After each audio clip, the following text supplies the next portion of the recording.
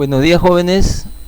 Hoy día terminamos el solucionario de física del examen UNI 2023 con las 10 preguntas restantes que faltaban resolver, es decir, de la 11 a la 20. Primera pregunta. Un objeto se coloca frente a un espejo convexo de 5 centímetros de distancia focal y la imagen se forma a 3 centímetros del vértice. Calcula en centímetros la distancia del objeto al vértice del espejo. De acuerdo al enunciado nos hablan de un espejo convexo. Vamos a graficarlo. Aquí tenemos la gráfica. Aquí está el espejo convexo. La distancia focal, es decir, la distancia del foco al vértice es de 5 centímetros. La distancia de la imagen al vértice es de 3 centímetros. Y nos piden la distancia del objeto al vértice. La zona derecha de este espejo esférico viene a ser la zona virtual. Y donde se encuentra el objeto viene a ser la zona real. Entonces, foco e imagen están en la zona virtual, como acabo de decirle. Vamos a aplicar la ecuación de Gauss que nos relaciona la distancia focal con la distancia a la imagen y la distancia al objeto. Reemplazamos valores. Estos valores negativos se deben a que tanto el foco como la imagen se encuentran en la zona virtual. Esa es la explicación de los valores negativos, ¿no? El objeto se encuentra en la zona real, valor positivo. Despejo y obtengo el valor de la distancia del objeto al vértice equivalente a 7,5 centímetros. Segunda pregunta. La potencia que entrega el motor de un camión que sube por un camino inclinado es de 196,2 kilowatts. Si el camino inclinado forma un ángulo de 30 grados con la horizontal y el camión se mueve con rapidez constante, calcule en kilogramos la masa del camión. Graficamos en base al enunciado. Aquí está el camino inclinado con un ángulo de 30 grados con respecto a la horizontal. Tenemos el camión que se encuentra representado por este rectángulo, que está subiendo por el camino inclinado con una fuerza F debido a la potencia del motor.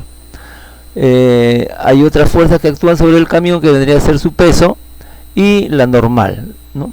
Ahora, estos vectores adicionales es simplemente la descomposición del peso en función del ángulo de 30 grados y tomando en cuenta el triángulo rectángulo formado. Bueno, nos hablan de potencia, de rapidez. Hay una fórmula que me permite relacionar la potencia con la rapidez. Potencia es igual a fuerza por rapidez en este caso. Me dan como datos la potencia, que es igual a 196,2 kilos, o sea 1000. La fuerza F es la fuerza entregada por el motor. Y la rapidez con la que está subiendo el camión es 36 kilómetros por hora, multiplicado por 5/18 para transformar los kilómetros por hora a metros por segundo. De ahí despejo F y me sale 19.600 newton. Pero lo que me piden es la masa del camión. Ahora, la suma de fuerzas debe ser igual a 0, ya que este camión está subiendo a velocidad constante. Por lo tanto, este vector que señala hacia la derecha con un ángulo de 30 grados y este otro vector que paralelo pero en sentido contrario, mg seno 30, tienen que tener el mismo valor, ya que su suma debe ser 0 por subir el camión a velocidad constante. Si tienen el mismo valor, entonces F es lo mismo que mg seno 30 es un medio, despejo el valor de masa y el resultado es 4000 kilogramos, la alternativa A. Tercera pregunta. Un tren que viaja por unos rieles rectos con rapidez constante de 60 kilómetros por hora atraviesa un túnel de 180 metros. Desde que la parte delantera del tren ingresa en el túnel hasta que la cola del tren sale de él transcurren 15 segundos. Calcula en metros la longitud del tren. Muy bien, graficamos. Ahí está el túnel, ahí está el tren. El tren va a recorrer, ¿no?, los 180 metros del túnel más su propia longitud, y eso es lo que nos piden hallar, la longitud del tren. Se trata de un movimiento rectilíneo uniforme porque la velocidad es constante. Aplicamos igual distancia igual velocidad por tiempo. En este caso la distancia que va a recorrer el tren va a ser los 180 metros del túnel más su propia longitud, a la cual hemos llamado X. La rapidez de dicho tren es de 60 kilómetros por hora, multiplicado por 5 18avos para transformarlo a metros por segundo, y el tiempo que se demora en cruzar totalmente el túnel, incluida su longitud, es 15 segundos, una ecuación bastante simple de resolver, y por lo tanto la longitud del tren es 70 metros. Pregunta 4. Una partícula de 2 por 10 a la menos 21 kilogramos de masa y 1,5 por 10 a la menos 19 coulomb de carga eléctrica se lanza desde el punto A con una velocidad de 20 metros por segundo en una región donde existe un campo eléctrico cuyo valor es 1000 voltios por metro. Nos piden calcular aproximadamente la velocidad de esta partícula en el punto B, y nos dicen también que no existe un campo gravitacional. Entonces, en primer lugar, si tenemos un campo eléctrico dirigido horizontalmente y hacia la derecha, pues este campo eléctrico va a producir también una fuerza en el mismo sentido, horizontal y hacia la derecha. Nos piden la velocidad en el punto B. Tenemos dos velocidades, una conocida y una por conocer, y tenemos una fuerza determinada. Esto nos conduce a pensar en el teorema del trabajo y la energía. Con mayor precisión, el trabajo neto es igual a la variación de energía cinética. Como apreciamos en el problema dado, existe una sola fuerza que actúa sobre la partícula, que es esta fuerza horizontal representada por de color rojo. Y entonces vamos a hacer lo siguiente. El trabajo neto estaría dado por la fuerza horizontal hacia la derecha por su desplazamiento respectivo en el mismo sentido, horizontal y hacia la derecha. Y la variación de energía cinética la estamos expresando como debe ser: masa por velocidad final al cuadrado sobre 2 menos masa por velocidad inicial al cuadrado sobre 2. Reemplazamos valores en base a los datos del enunciado. La fuerza F puede expresarse como el producto del campo por la carga eléctrica. Entonces, ya una vez que hemos determinado las variables a tratar, vamos solamente a reemplazar el campo, que vale 1000, la carga eléctrica, que vale 1,5 por 10 a la menos 19, el desplazamiento, que es 0,15 centímetros, para transformarlo a metros lo multiplico por 10 a la menos 2, y aquí pues reemplazo valores. La velocidad inicial es 20 y la velocidad final es lo que me piden. Como se dan cuenta, he factorizado el valor de la masa. Entonces resuelvo esa ecuación simple y nos obtenemos un valor de velocidad final igual a 25 metros por segundo. Pregunta 5. Un buzo se sumerge en el océano alcanzando una presión manométrica de 1 por 10 a la 5 pascal. Determine aproximadamente la profundidad en metros que logró descender. Considere la aceleración de la gravedad, 9,81 metros por segundo al cuadrado, y la densidad del agua, 1015 kilogramos por metro cúbico. Para que quede claro el enunciado, aquí tenemos esta gráfica. Tenemos al buzo que está sumergido a una profundidad a la cual hemos llamado H mayúscula. En base al enunciado, ¿qué tenemos? Tenemos la presión manométrica. La presión manométrica es aquella que no considera a la presión atmosférica. Entonces, en este caso, la presión manométrica es la que tiene el buzo por efecto del peso del agua. Es decir, en este caso, la presión manométrica y la presión hidrostática es lo mismo. Por lo tanto, aplicamos la fórmula de presión hidrostática.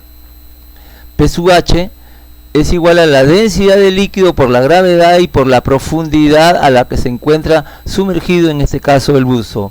Reemplazo valores: densidad 1015, gravedad 981, profundidad es lo que quiero hallar, y la presión hidrostática, que repito es lo mismo que la presión manométrica en valor. Entonces puedo determinar el valor de la profundidad equivalente a 10 metros.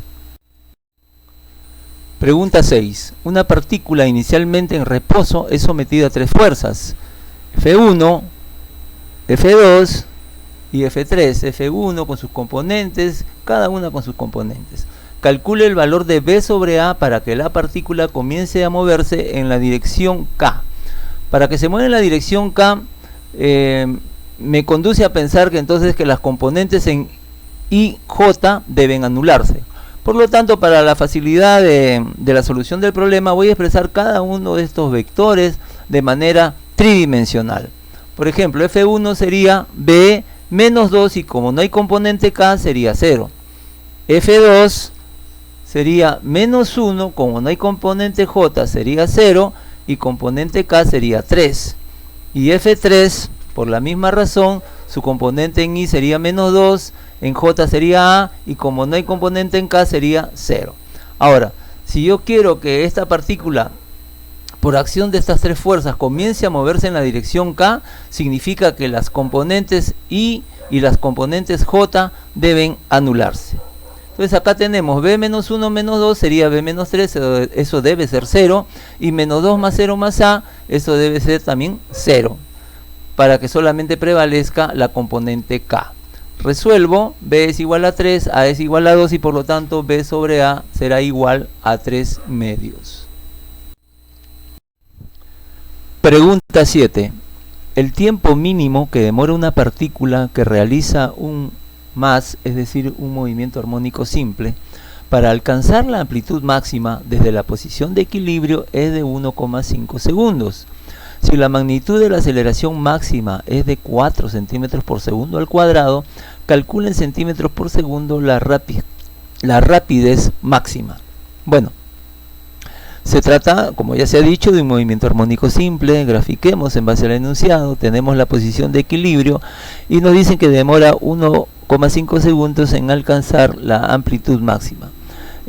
Con este dato podemos calcular fácilmente el periodo, ¿no? El periodo es el tiempo necesario para una oscilación completa, es decir, ida, vuelta, ida, vuelta.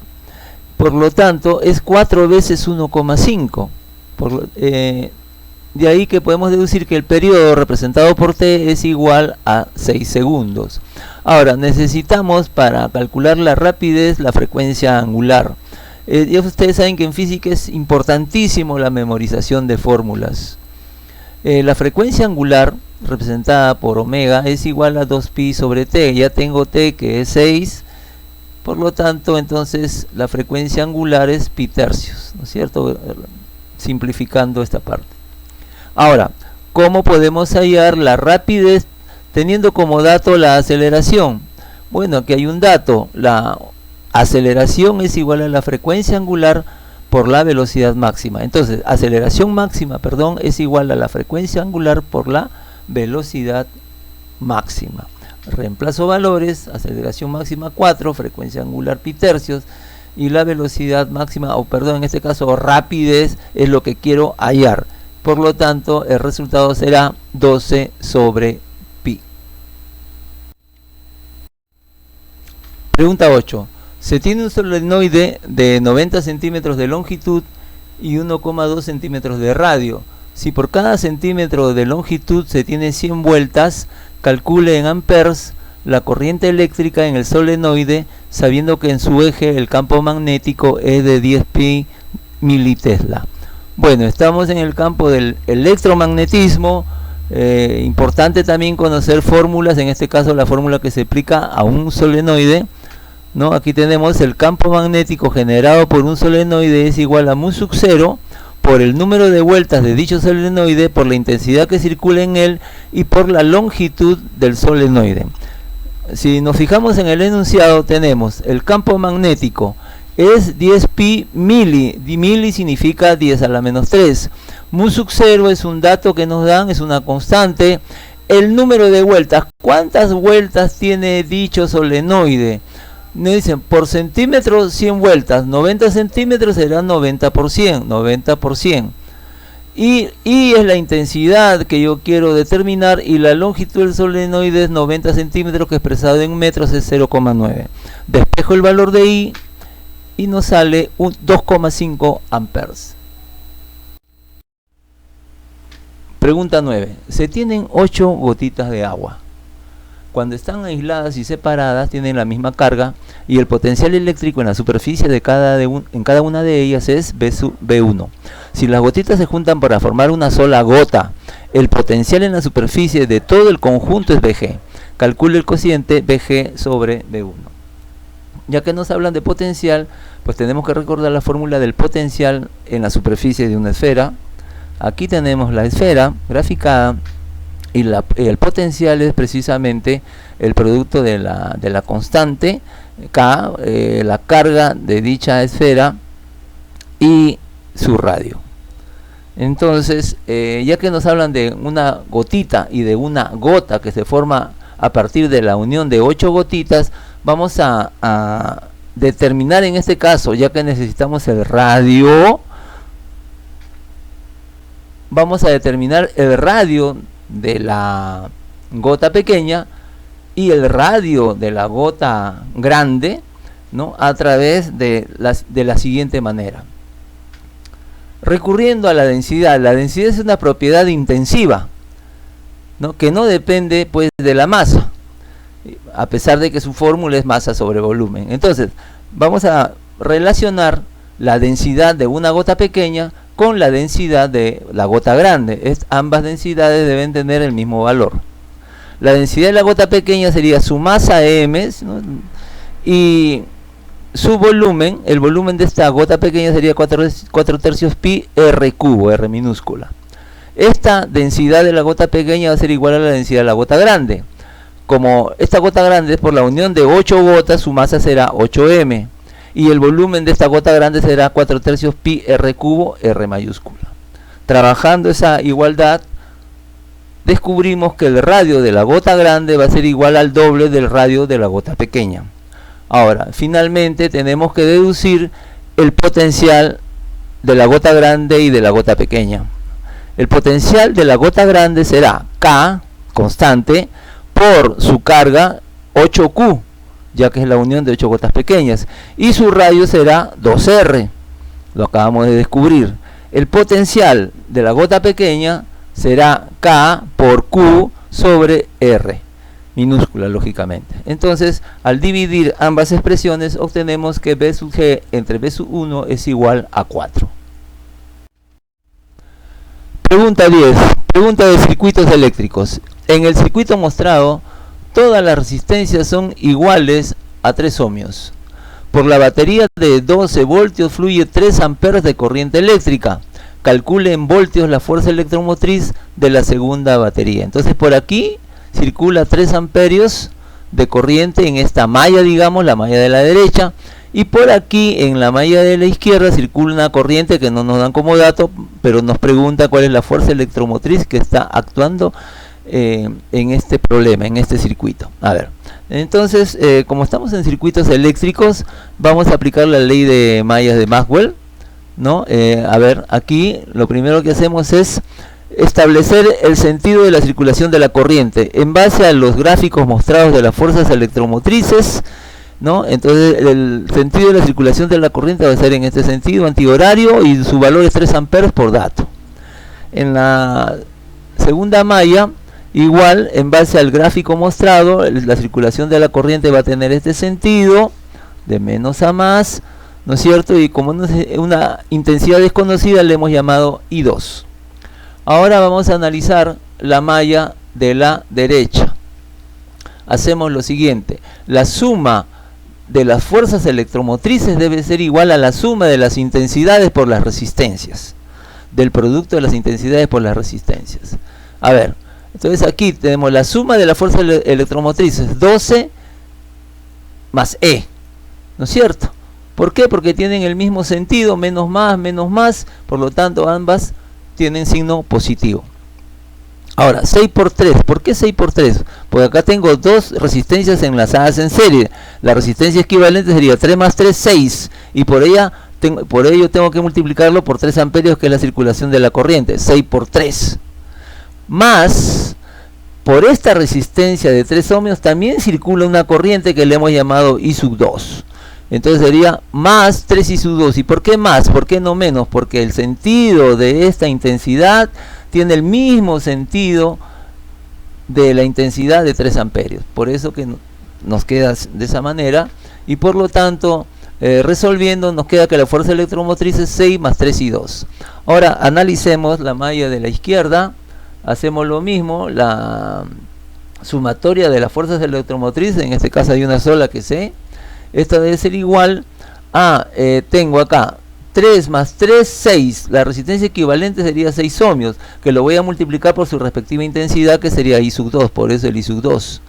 Pero también por esta resistencia circula una intensidad de 3 amperios, 3 por 3, por eso el 3 por 3 es el de acá, ¿no es cierto? Y signo positivo, ¿por qué? Porque tanto el sentido de la corriente en la malla derecha y en la malla izquierda es el mismo. Por lo tanto, resuelvo y me queda 9 más 6 y 2. Dos ecuaciones con dos incógnitas de muy fácil solución. Simplemente la primera la multiplico por 2 y luego resto, y me queda que el valor de la fuerza electromotriz E es igual a 3 voltios. Eso es todo, jóvenes. Estudien, practiquen y pongan su mejor esfuerzo, y si no entienden una pregunta en su totalidad, pues pongan el video 2, 3, 4 veces hasta que pueda estar totalmente claro. Si no, me preguntan a través de este medio. Buenas noches.